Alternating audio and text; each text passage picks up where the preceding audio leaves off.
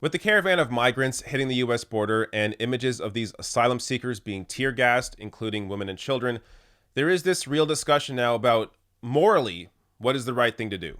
So Alexandria Ocasio-Cortez tweeted this out. Asking to be considered a refugee and applying for status isn't a crime. It wasn't for Jewish families fleeing Germany. It wasn't for targeted families fleeing Rwanda. It wasn't for communities fleeing war-torn Syria. And it isn't for those fleeing violence in Central America. Now, for those of us with any sort of moral center, I think this is just an obvious point. But it is good to hear this from an elected official. But if you speak to some conservatives out there, including dipshits Seb Gorka and Lindsey Graham, they took real issue with this tweet. So first, here's how Seb Gorka replied. Your comparison, Ocasio, is disgraceful. There is no genocide occurring south of our border targeting millions for death or shipping whole families to labor camps for extermination. You are truly an insult to intelligent and empathetic humans everywhere. And of course, Senator Lindsey Graham chimed in here. I recommend she take a tour of the Holocaust Museum in D.C. Might help her better understand the differences between the Holocaust and the caravan in Tijuana. Now, here's the problem. First of all, let me show you a response that appears to be a subtweet from the Auschwitz Museum that appears to have subtweeted Lindsey Graham and or Seb Gorka in their thoughts on this. So here's what the Auschwitz Museum tweeted out. We look at Auschwitz when we see the end of the process. It's important to remember that the Holocaust actually did not start from gas chambers. This hatred gradually developed from words, stereotypes, and prejudice through legal exclusion, dehumanization, and escalating violence. Now, Lindsey Graham and Seb Gorka don't get that because they lack any sort of real historical context or morality. Now, Ocasio-Cortez also clapped back at Seb Gorka and Lindsey Graham, but first let me show you what she tweeted out to Seb Gorka. You were forced out of the Trump administration for saying white supremacists were, quote, not the problem, days before neo-Nazis in Charlottesville killed 3 people. Pretty sure we're on the right side of history if you're my opposition. This is not about atrocity. It's about how we get there. And she also responded to Lindsey Graham saying, the point of such a treasured museum is to bring its lessons to present day. This administration has jailed children and violated human rights. Perhaps we should stop pretending that authoritarianism and violence is a historical event instead of a growing force. And you followed it up with, while we are recommending museums, Lindsey Graham, I heard your joke about ethnic DNA preferences last month.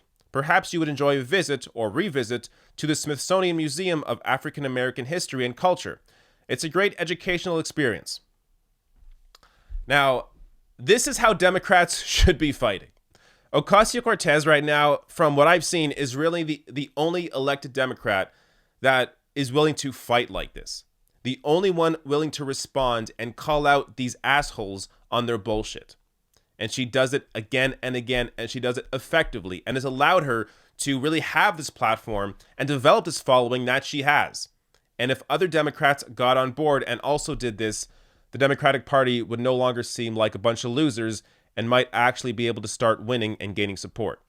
Now, I also want to show you this tweet from Ocasio-Cortez as well, because I think it shows sort of the limitations of our discussion around many issues. So she tweeted out in response to this migrant crisis, what if we, instead of sending 5K troops to the border, we had sent 5,000 caseworkers to review and process visa applications? In addition to averting moral crisis, it also would have saved enormous amount of resources. But we don't talk about the financial recklessness of GOP administrations, do we? Now, think about this point, that instead of sending 5,000 troops, you sent 5,000 caseworkers to process these asylum seekers. Imagine that being brought up on any panel on CNN or MSNBC, let alone Fox News. But imagine anybody on national TV bringing this up. It just doesn't happen because there isn't a real discussion about differing ideas on these networks. It's always about what is already sort of what is already expected, already just assumed as the limitations on the discussion. So people always say, oh, well, I guess we can discuss whether Trump should have sent the troops to the border or not. Let's discuss, is that good or bad? But they don't discuss what could they have done instead? What is the opposite of what Trump has done, and would that have been better? And the opposite of what Trump did is send 5,000 caseworkers to actually deal with these asylum seekers. So once again, it shows you there is another way. There is a way where you don't have to use force that may actually not just be morally the right thing to do, but also save money and save time. But that part of the discussion is rarely, if ever, included in most of the discussions that people see on television and in mass media.